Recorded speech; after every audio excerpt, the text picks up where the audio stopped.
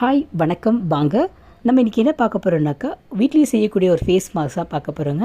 அதாவது இன்றைக்கி வந்துட்டு நம்ம மாதுளைப்பழமும் வெள்ளரிக்காயும் சேர்த்து தான் செய்ய போகிறோங்க. அதுக்கு நம்ம வீட்டில் வந்துட்டு பழம் கட் பண்ணோன்னா தோல் நிறைய இருக்கும், பழங்க தோல் இருக்கும், அது சேர்த்துக்கலாம். கூடவே கொஞ்சம் போல் நம்ம பழத்தை கூட ஆட் பண்ணிக்கலாம். அது ஒரு பாதி வெள்ளரிக்காய் எடுத்துருக்கேன், அதையும் நறுக்கி நான் சின்ன சின்ன நறுக்கி போட்டிருக்கேன். அதை போட்டு நம்ம மிக்சியில் நல்லா ஃபைன் பேஸ்ட்டாக அரைச்சி எடுத்துக்கணும். பாருங்கள், இப்படி அரைச்சிக்கணும். கொஞ்சம் கூட திப்பி இல்லாமல் நல்லா அரைச்சிக்கணும். வெண்ணெய் போல் அரைச்சிக்கினா ரொம்ப நாள் நல்லா இருக்கும்.